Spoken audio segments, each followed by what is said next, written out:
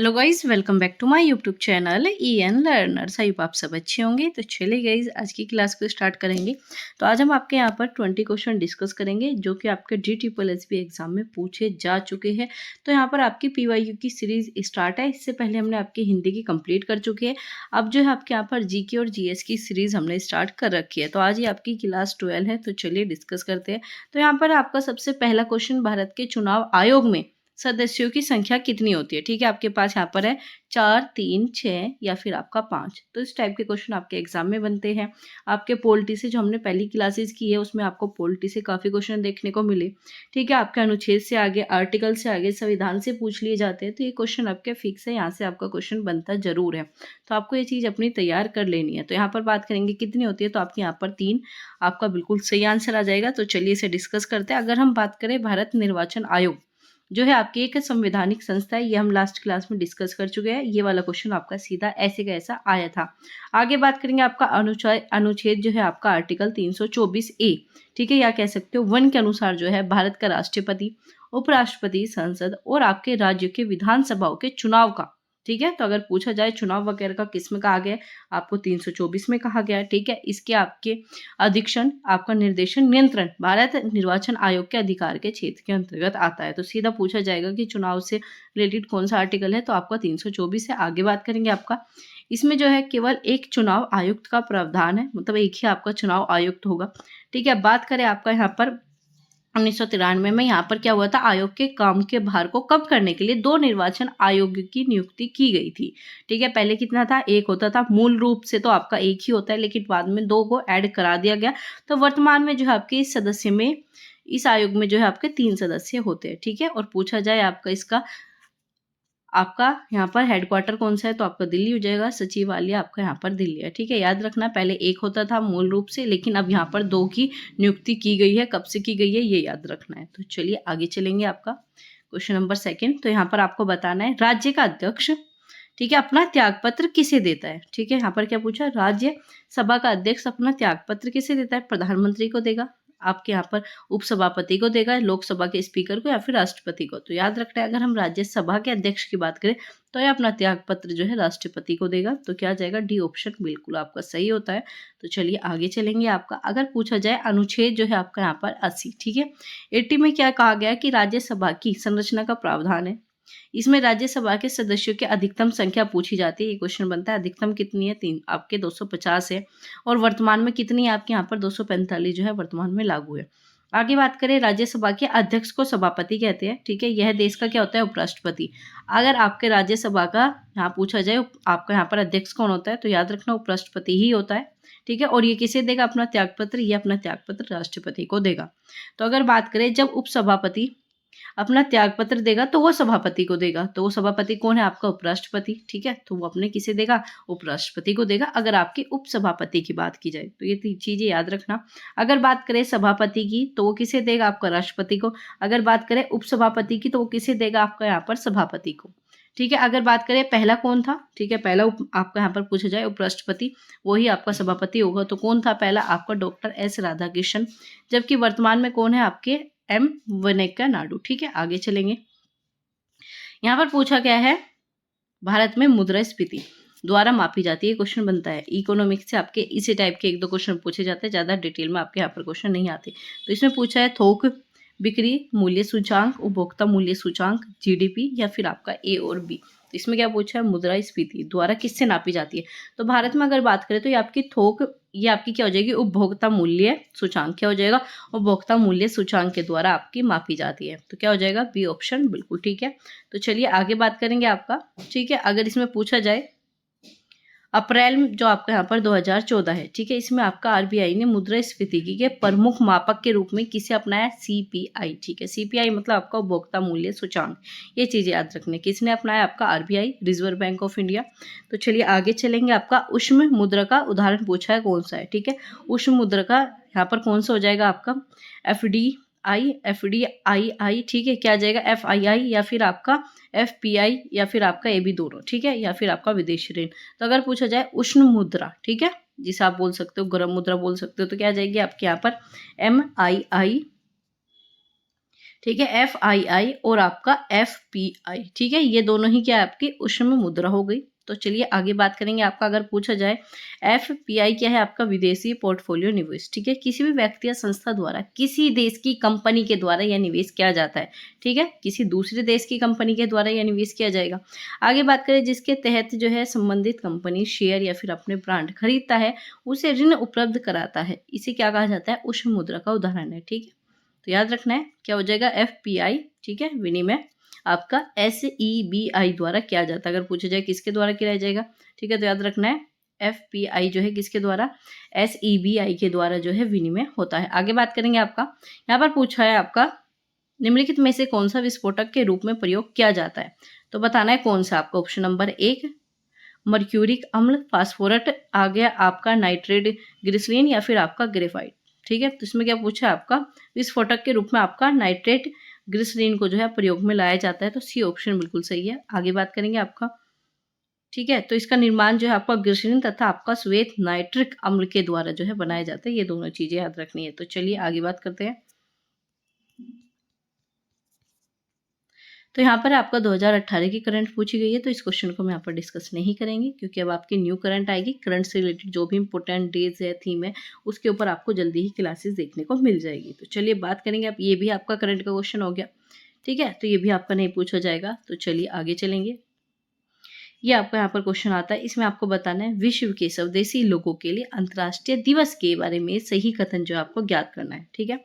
अगर बात करें आपका अंतर्राष्ट्रीय दिवस के बारे में बताना है, तो ये क्या है, प्रत्येक 9 अगस्त को मनाया जाता है। चलिए आगे देखते हैं, 2018 की थीम दे रखी है। चलिए आगे देखते हैं, भारत सरकार और गुजरात सरकार संयुक्त रूप से राजपीपला नर्मदा जिले में आपका जनजातीय स्वतंत्रता सेनानी का एक संग्रह बनाएंगे। आगे बात करेंगे उक्त सभी, तो इसमें जितने भी ऑप्शन दिए बिल्कुल सही है। याद रखना आपका अंतर्राष्ट्रीय दिवस कब मनाया जाता है, 9 अगस्त को मनाया जाता है, ठीक है, हर वर्ष 9 अगस्त को। 18 की थीम आपकी यही थी, ये भी सारी चीजें बिल्कुल सही दी है, तो क्या जाएगा आपका डी ऑप्शन बिल्कुल सही है, ठीक है। तो चलिए आगे चलेंगे। आपको क्या इसमें याद रखना है, आपको बस ये याद रखना है कि अंतर्राष्ट्रीय दिवस कब मनाया जाता है, 9 अगस्त को मनाया जाता है, ठीक है। और क्या हुआ, नर्मदा जिले में जो है जनजातियों के लिए आपको यहाँ पर एक संग्रह बनाया गया। आगे बात करते हैं, तो यहाँ पर बात करेंगे आपका, इसमें पूछा है कांच पराबैंगनी किरणों को रोकता है, कौन सा कांच, ठीक है। यहाँ पर है सोडा है, ठीक है, आपका पायरेक्स है, या फिर आपका जेना है, या फिर आपका क्रुक्स है। तो क्या आ जाएगा, क्रुक्स कांच जो है क्या करता है, पराबैंगनी किरणों को रोकता है, तो डी ऑप्शन बिल्कुल सही है। तो चलिए आगे बात करते हैं आपका, इसमें आपका अनुच्छेद से रिलेटेड क्वेश्चन आया। अनुच्छेद से रिलेटेड आपके क्वेश्चन पूछे जाते हैं और आपका बहुत ही ज़्यादा इंपॉर्टेंट है, ठीक है। तो चलिए अगर बात करते हैं भारतीय संविधान का अनुच्छेद आपका 35 है, ठीक है, 35 से क्वेश्चन पूछा गया। इसमें चर्चा की गई है अनुच्छेद किससे संबंधित है, पूछा गया जम्मू कश्मीर राज्य के संबंध में अस्थायी प्रावधान है। आगे बात करेंगे, पंचायती राज प्रावधानों को लागू करता है, वस्तु और कर सेवा को लागू करने की बात करता है जम्मू कश्मीर में। आगे बात करेंगे, जम्मू और कश्मीर में स्थानीय निवासियों को परिभाषित करता है। तो क्या आ जाएगा, अगर हम आपकी 35A की बात करें, ठीक है, तो क्या आ जाएगा आपका डी ऑप्शन बिल्कुल सही है। क्या करता है, ये स्थानीय निवासियों को परिभाषित करता है। तो चलिए इसे समझते हैं। अब आपका 370 जो है लागू नहीं होता, ये चीज़ याद रखनी है, आपकी हटा दी गई है, ठीक है, ये सब आपका कैंसिल हो गया। तो इससे क्वेश्चन तो नहीं बनेंगे क्योंकि अब ये पुरानी हो चुकी है करंट, लेकिन फिर भी आपको याद रखना है 35A जो है क्या बताता था कि आपके यहाँ पर जम्मू और कश्मीर के जो स्थानीय निवासी है इन्हें परिभाषित करता था। आगे बात करते हैं, आपको यहाँ पर आपको बताना है, भारतीय संसद में एक वर्ष में चार सत्र होते हैं। चलिए देखते हैं, इसमें से बताना है बजट सत्र की अध्यक्षता राज्यसभा के सभापति करते हैं, मतलब आपके उपराष्ट्रपति हो गए। आगे बात करेंगे, आपका मानसून सत्र के दौरान भारत के राष्ट्रपति संसद को संबोधित करते हैं। तो इसमें बताना है कौन सा आपका यहाँ पर सही है, केवल आपका सेकंड, आपका एक, या फिर आपका उक्त में से कोई नहीं। तो इसमें से आपका कोई भी सही नहीं दिया हुआ, सारे ही आपके गलत है। तो क्या आ जाएगा, डी ऑप्शन। तो चलिए इन्हें समझते हैं। पहले तो ये बात याद रखनी है, कितने का होता है, 3 सत्र का होता है, ना कि 4 का, ठीक है। यहाँ पर कितना दिया था, 4 दिया था, तो इस वजह से गलत हो गया। क्या होता है, 3 सत्र, ठीक है। साल में कितने सत्र होते हैं, 3 सत्र होते हैं। चलिए आगे चलते हैं। अगर बात करें बजट का, पहला जो सत्र होता है वो जनवरी के अंत से शुरू हो जाता है, ठीक है, और अप्रैल या फिर आप कह सकते हो मई के पहले सप्ताह तक समाप्त हो जाएगा, ठीक है। आगे बात करेंगे, जनवरी के अंत से एंड से स्टार्ट होगा और समाप्त कब हो जाएगा, अप्रैल से। दूसरा कब स्टार्ट होगा, दूसरा होगा मानसून सत्र, जो कि आमतौर से जुलाई में शुरू होता है और आपका सितंबर तक खत्म हो जाएगा। फिर चलता है आपका शीतकालीन, जो कि आपका नवंबर दिसंबर तक चलेगा, ठीक है। आगे बात करते हैं, आपका संसद में जो प्रत्येक कार्यवाही है इसकी अध्यक्षता कौन करता है? स्पीकर करता है, ठीक है। कौन करता है? स्पीकर करता है। और भारतीय संविधान के अनुच्छेद आपका 87A में, ठीक है, आपका यहाँ पर 87 में आपका 1 में क्या कहा गया? इसके तहत बताया गया कि राष्ट्रपति लोकसभा के लिए प्रत्येक साधारण निर्वाचन के पश्चात प्रथम सत्र प्रारंभ और प्रत्येक वर्ष जो है प्रथम सत्र मतलब जो आपका बजट है के आरंभ में सम्मिलित रूप से संसद की अभिभाषण कौन करेगा? तो कौन करेगा? यहाँ पर राष्ट्रपति करता है, ना कि उपराष्ट्रपति। ये चीजें याद रखनी है। तो यहाँ पर ये 2-3 चीजें थी, बहुत ही ज्यादा इंपॉर्टेंट थी। अनुच्छेद याद रखना है, ठीक है। दूसरा, कितने सत्र होते हैं? 3 होते हैं। कब से कब तक? ठीक है, 1 जनवरी से आपका अप्रैल और मई के हो जाएगा, ठीक है। फिर 1 जुलाई से सितंबर तक, फिर एक आपका नवंबर और दिसंबर वाला, जिसे आप शीतकालीन कहते हो। तो ये आपके इंपॉर्टेंट चीज है, इन्हें याद रखना है। तो चलिए आगे चलेंगे। यहाँ पर पूछा है आपका, इसमें आपका बताना है कि जो भारतीय रिजर्व बैंक के लिए जो है लाभ का सबसे बड़ा स्रोत क्या है। तो फटाफट आपको साथ के साथ कमेंट करना है कौन सा इसमें सही आंसर हो जाएगा। तो इन्होंने क्या कहा? लाभ जो है सबसे ज्यादा किससे मिलेगा? आपका मुद्रा नोटों की छपाई तथा ढलाई से, आपका बंद पत्रों की अर्जित ब्याज से, मुद्रा नोटों के विमुद्रीकरण से, आरबीआई के वाणिज्य बैंकों द्वारा खड़े किए गए आपके नकदी भंडार अनुपात के अर्जित ब्याज से। तो क्या जाएगा आपका? इन्होंने पूछा है सबसे बड़ा लाभ जो है आपके बंद पत्रों पर अर्जित ब्याज से जो है रिजर्व बैंक को मिलता है। आरबीआई को सबसे ज्यादा लाभ, सबसे बड़ा स्रोत जो है बेनिफिट का, वो क्या है? बंद पत्रों के अर्जित ब्याज से, ठीक है। तो चलिए इसे समझते हैं। अगर बात करें रिजर्व बैंक के लाभांश वर्तमान, ठीक है, वेतन या फिर आप कह सकते हो कि मजदूरी पर आपका प्रतिष्ठान के खर्चों के बाद बची हुई आमदनी से प्राप्त होता है। किससे? जो आपके मजदूरी होती है, वेतन होता है, इसके खर्चों के बाद जो भी आमदनी प्राप्त होती है, इससे सबसे ज्यादा जो है लाभ प्राप्त होता है। रिजर्व बैंक जो है घरेलू जो आपके ब्रांड होते हैं, विदेशी ब्रांडों से जो है होल्डिंग पर ब्याज की कमाई भी करता है। इसके अलावा क्या करता है? विनिमय की दर के बदलाव के कारण विदेशी मुद्रा संपत्ति के मूल्य में भी इफाजा होने पर क्या होता है? जितनी ज्यादा आपकी विदेशी मुद्रा संपत्ति के मूल्य बढ़ेंगे, उतनी ज्यादा जो है आरबीआई को बेनिफिट मिलेगा। तो ये सारी चीजें आपके यहाँ पर होती है। तो चलिए आगे बात करेंगे बैंक से रिलेटेड। इस बार जो यहाँ पर क्वेश्चन इस पेपर में बहुत ज्यादा पूछे गए थे, तो यहाँ पर फिर से आपका बैंक से आ गया। इको के यहाँ पर 3 से 4 क्वेश्चन आप देख चुके हो, ठीक है। तो ऐसा नहीं है कि सिर्फ आपको इको पढ़नी है, ऐसा भी नहीं है सिर्फ आपको पोल्ट्री पढ़नी है। जो भी इंपॉर्टेंट चीजें हैं वो आपको सभी पढ़नी है, ठीक है। पहले आपके खेल से भी क्वेश्चन आए, ठीक है। करंट से आपके ज्यादा क्वेश्चन नहीं आते, 3 से 4 क्वेश्चन आएंगे। अगर आप करंट स्किप भी कर देते हो और इन बाकी सब चीजों पर फोकस करते तो आपका फिर भी काम हो जाएगा। ऐसा नहीं करना कि बिल्कुल ही करंट आपको कैंसिल कर देनी है, बिल्कुल ही नहीं पढ़नी। थोड़ी बहुत अच्छे से पढ़ लो, मंथली पढ़ लो कोई, ठीक है, तो आराम से आपका काम हो जाएगा। तो यहाँ पर बात करेंगे, आपका पूछा है कि भारत में बैंकों के द्वारा प्राथमिकता क्षेत्र ऋण जो है आपका पीएसएल में शामिल है। शिक्षा ऋण है, कृषि है, कुटीर उद्योग ऋण है। तो कौन सा आपका इसमें सही है? तो इसमें आपके तीनों ही सही हो जाएंगे। तो क्या आ जाएगा? उक्त सभी। तो इसमें शिक्षा भी, आपका कृषि भी और कुटीर उद्योगों को भी शामिल किया गया है। प्राथमिक क्षेत्र की बात करें, ठीक है, प्राथमिक भी होता है, द्वितीय भी होता है। इन क्षेत्रों को एक बार आपको पढ़ लेना है। सेवा क्षेत्र जो है आपका द्वितीय में आता है। ये क्वेश्चन काफी पूछा जाता है। तो चलिए आगे चलेंगे। आपका यहाँ पर पूछा है आपका साइलेंट वैली राष्ट्रीय उद्यान। ये क्वेश्चन आपका बहुत ज्यादा रिपीटेड है, बहुत बार पूछा जा चुका है। तो साइलेंट वैली कहाँ पर है? आप सभी को पता है कहाँ पर है, आपकी केरल। तो क्या जाएगा? बी ऑप्शन आपका बिल्कुल सही है। इसे क्या बोला जाता है? शांत घाटी, ठीक है। साइलेंट वैली या फिर आपका शांत घाटी, ये क्या है? आपका यहाँ पर राष्ट्रीय उद्यान है, उत्तरी आपका केरल में, आपका पालक्कड़ जिले में, ठीक है, मन्नार कांड में 40 किलोमीटर की दूरी पर स्थित है, ठीक है। इन जिलों के नाम एक बार आपको देख लेना है। ये क्या बताता है? ये आपकी जैव विविधता के लिए फेमस है। यहाँ पर आपको क्या मिलेगी? जैव विविधता मिलेगी, डिफरेंस आपका डाइवर्सिटी के लिए फेमस है। आगे बात करेंगे, इसमें जो है आपका उत्तर में जो है नीलगिरी पठार तक विस्तृत है। कहाँ तक है? ये उत्तर में जो है आपका नीलगिरी पठार तक जो है फैला हुआ है, और दक्षिण में आपका मन्नार कांड के मैदान तक। इस वन क्षेत्र को जो है 1847 में एक ब्रिटिश वनस्पति शास्त्री रॉबर्ट वाइट ने खोजा था। अब पूछा जाए आपका शांत घाटी किसने खोजा था, इस क्षेत्र को किसने खोजा था? तो याद रखना रॉबर्ट वाइट। इसी वजह से क्या बोला जाता है? इसे आपका शांत घाटी बोला जाता है। आगे बात करेंगे, आपका इसे राष्ट्रीय उद्यान का दर्जा कब मिला? ये याद रखना है 1984, ठीक है। ये 2 डेट आपको याद रखनी है। आगे बात करेंगे, आपका यहाँ पर पूछा है केंगा परमाणु, ठीक है, संयंत्र में आपका रिएक्टरों की संख्या कितनी है? 2 है, 3 है, 4 है, 5 है, ठीक है।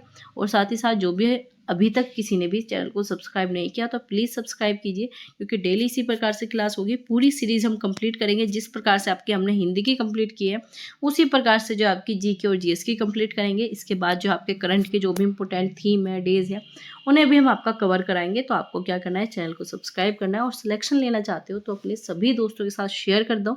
आप शेयर नहीं करते, क्लास अच्छी लग रही हो तो लाइक करना बिल्कुल ना भूलें, और कमेंट में बताइए अगर आपको कोई क्वेरीज है, कोई डाउट है, कोई कन्फ्यूजन है, और क्लास कैसी लगी तो कमेंट में बताना बिल्कुल ना भूलें।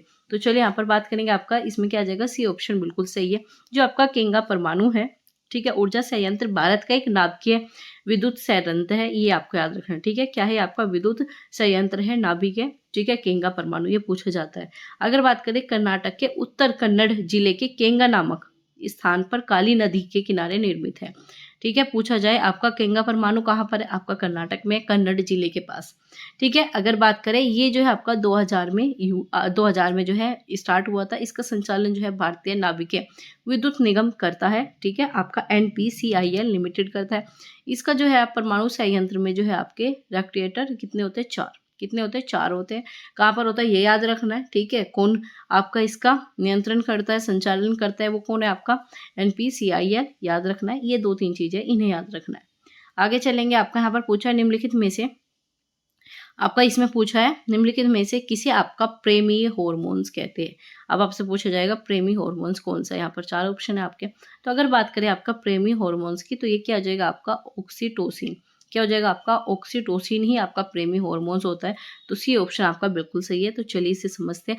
अगर बात करें आपका ऑक्सीटोसिन हॉर्मोन्स जो है आपके मस्तिष्क में अवस्थित एक आपकी ग्रंथि होती है। कौन सी, आपकी पिट्यूटरी ग्रंथि होती है। ये बहुत ज़्यादा पूछी जाती है, कहाँ पर है, मस्तिष्क में आपका रहती है। और मनुष्य के व्यवहार पढ़ने पर सकारात्मक प्रभाव के कारण क्या होता है, जब आपके व्यवहार में आपकी पॉजिटिविटी का प्रभाव पड़ता है तो इससे क्या होता है, आपका ऑक्सीटोसिन जो है आपका हार्मोन्स जो है आपका स्टार्ट हो जाता है, जिसे आपका लव हार्मोन्स भी कहा जाता है। इससे क्या होता है, यह आपका स्तनधारी में दूध आपका स्रावित को उत्तेजित करता है। ठीक है, याद रखना है। लव हार्मोन्स क्या है, मस्तिष्क में है, कौन सी ग्रंथि में, ये याद रखना है। और जब आपका सकारात्मक, जब आप ज़्यादा खुश होते हो, जब आप किसी के साथ अच्छा व्यवहार करते हो, बहुत ही ज़्यादा पॉजिटिविटी मिलती है, तो ये जो है आपका एक्टिव हो जाता है। ये चीज़ याद रखनी है। आगे बात करेंगे आपका, इसमें आपका पूछा गया है कि आपका कोडागु और केरल में हाल ही में जो है, ये आपका करंट का क्वेश्चन आ गया तो ये नहीं पूछा जाएगा। ठीक है, तो इसे आप छोड़िए। तो चलिए आगे बात करेंगे आपका यहाँ पर, इसमें आपका पूछा है वायुमंडल में ओजोन परत खालिस्तान के भीतर पाई जाती है। अब आपसे पूछ लिया ओजोन परत। अब आपको क्या करना है, जितने भी वायुमंडल में परतें हैं उन सब परतों का सीक्वेंस याद रखना है। अब ओजोन परत के अंदर क्या होता है, ठीक है, आपके वाहन कहाँ पर उड़ाए जाते हैं, ठीक है, हवाई वाहन कहाँ पर उड़ते हैं, ठीक है, आपकी गैसें कहाँ पर है, ये सारी चीज़ें जो है अब आपको नोट डाउन करनी है। ठीक है, अब आपको परतों पर काम करना है। वायुमंडल यहाँ से क्वेश्चन बन जाएगा। तो चलिए बात करेंगे, आपका ओजोन परत जो है वायुमंडल की आपके 10 से 50 किलोमीटर के भीतर पाई जाती है। तो क्या आ जाएगा, सी ऑप्शन आपका बिल्कुल सही है। तो चलिए एक बार समझते हैं आपका इसे। तो अगर बात करें, ओजोन ऑक्सीजन के 3 परमाणु से मिलकर बनने वाली गैस है। ओजोन क्या है, ऑक्सीजन के 3 अलग अलग परमाणु से मिलकर बनेगी। अगर बात करें, ओजोन परत जो है वायुमंडल के 10 किलोमीटर से लेकर 50 किलोमीटर, जिसे आपका समताप मंडल कहा जाता है। पूछा जाता है ओजोन परत वाले मंडल को क्या कहा जाता है, समताप मंडल कहा जाता है। समताप मंडल में ही ओजोन परत आपकी पाई जाती है। ये क्वेश्चन आपका काफी बार बन चुका है। अगर बात करें, यह परत क्या करती है, सूर्य की जो आपकी पराबैंगनी किरणें होती है उन्हें पृथ्वी पर आने से रोकती है। वही चीज यहाँ पर बताई गई है। और अगर बात करें पृथ्वी की सतह के नजदीक, ओजोन जो एक प्रदूषक का कार्य भी करती है। मतलब ओजोन जो है आपके पास 2 चीजें है, एक तो आपका परत है, ठीक है, ओजोन, और एक ओजोन जो है आपका यहाँ पर प्रदूषक है, पोल्यूशन है। ये चीजें भी याद रखनी है। ये क्या करती है, ओजोन जो है आपका क्या करती है, यहाँ पर प्रदूषण करती है, हानिकारक होती है। लेकिन जब बात करेंगे परत की, तो ये हमारे लाभकारी होती है। अगर बात करें, ये क्या करती है, जो आपके त्वचा में कैंसर होता है, मोतियाबिंद होता है, ऐसे लोगों को जो है बढ़ावा देने के लिए रोकती है। लेकिन जो आपके यहाँ पर पृथ्वी पर, जो पृथ्वी की सतह पर नजदीक ओजोन है, ये क्या करते हैं, ये इन सब चीजों को बढ़ावा देती है। दोनों जो है आपकी अलग है, इन चीजों को याद रखना है। तो चलिए आगे चलेंगे। इसमें आपका अनुच्छेद आ गया। अनुच्छेद से क्वेश्चन बनते हैं, हर बार बताती हूँ, अनुच्छेद अच्छे से आपको पढ़ने। अगर बात करें, यहाँ पर क्या पूछा, आपका वार्षिक वित्तीय आपका विवरण, मतलब बजट का प्रावधान किस में है, बस सीधा ही बताना है बजट आपका किस में है, बाकी सब भूल जाइए। तो बजट जो है आपका किस में, 102 में, 110 में, 111 में, 112 में। तो याद रखना, अगर हम बजट की बात करते हैं तो अनुच्छेद 112 में जो है आपका बजट के बारे में कहा गया है। ठीक है, इसमें क्या कहा गया है 112 में, कि जो आपका केंद्रीय बजट को जो है वार्षिक वित्तीय विवरण के रूप में जो है आप दर्शाओगे। ठीक है, क्या होगा, वार्षिक वित्तीय विवरण 112, जो कि आपका बजट से रिलेटेड है। यह है भारतीय गणराज्य का वार्षिक बजट होता है, वर्ष में एक बार आता है। ठीक है, अगर बात करें प्रत्येक वर्ष में जो आपके फरवरी होता है, ठीक है, फरवरी के पहले कार्य दिवस पर ही क्या होता है, वित्त मंत्री के द्वारा जो है बजट जो है आपका प्रस्तुत किया जाता है। किसके द्वारा, वित्त मंत्री के द्वारा, फरवरी के पहले ही, ठीक है, कार्य दिवस पर। साथ ही साथ बात करें आपका अनुच्छेद 110, ये भी पूछा जाता है, तो अनुच्छेद 110 जो है आपका धन विधायक से परिभाषित करेगा। 11 जो है आपका क्या करेगा, संसद के दोनों सदनों द्वारा पारित विधायक पर जो है राष्ट्रपति की सहमति का प्रावधान होगा। और 112 क्या हो जाएगा, बजट हो जाएगा। ठीक है, 10 में क्या है, धन विधायक है। 111 में क्या है, राष्ट्रपति की सम्मति मिलेगी विधायक को पारित करने में। आगे बात करें आपका 112 में जो है बजट है। इन सभी क्वेश्चन को आपको याद रखना है। आगे बात करेंगे आपका, यहाँ पर है आपका जोजीन। ठीक है, जोजीन को अजनबी गैस कहते हैं। अब पूछा गया आपका यहाँ पर जोजीन को अजनबी गैस क्यों कहा जाता है। ठीक है, ये अत्यंत नगण्य होती है, निष्क्रिय वायु में गहरी होती है, निष्क्रिय तथा वायु में हल्की होती है, या यह अत्यंत निष्क्रिय और वायु में भारी होती है। अजनबी गैस पूछा गया, तो क्या है, ये अत्यंत ही निष्क्रिय होती है, इसी वजह से इसे अजनबी कहा जाता है, और वायु में बहुत ही ज्यादा भारी होती है। तो क्या आ जाएगा, डी ऑप्शन बिल्कुल सही है। और बात करें आपका जीजोन, जो शब्द है ग्रीक भाषा के अर्थ मतलब अजनबी से लिया गया है। इसमें जो है अत्यंत निष्क्रिय तथा वायु में भारी गैसें होती है। अगर इसका प्रतीक पूछा जाए तो एक्स ही आ जाएगा। ठीक है, और परमाणु संख्या कितनी है आपकी, 54 है। और परमाणु भार पूछा जाए तो आपको याद रखना है 31 पॉइंट, आपका यहाँ पर क्या हो जाएगा, 131.293। ठीक है, ये सब चीज़ें आपको याद रखनी है। तो ये आज के हमने आपके पूरे 20 क्वेश्चन डिस्कस कर लिए।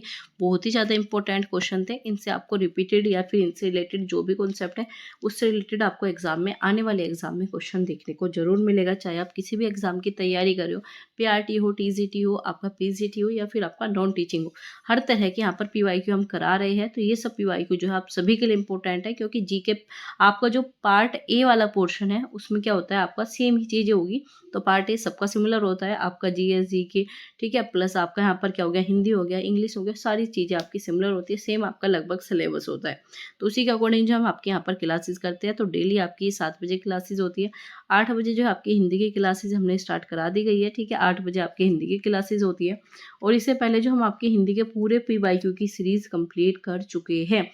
नहीं देखी तो जाकर प्लेलिस्ट जरूर चेक कर लेना। और कोई नया जुड़ा हो चैनल के साथ तो प्लीज़ सब्सक्राइब करना ना भूलें, और अपने दोस्तों के साथ शेयर कर दे। जो भी आपके ग्रुप है, अपने दोस्त है, उनके साथ जो है क्लासेस को शेयर करना बिल्कुल ना भूले। और क्लास कैसी लगी, क्वेश्चन कैसे लगे, कमेंट करके बताना ना भूले। और अभी तक अगर आपने लाइक नहीं किया तो प्लीज़ लाइक कर दे। तो चलिए गाइस, मिलेंगे आपसे अगले क्लास में, तब तक अपना ध्यान रखिए।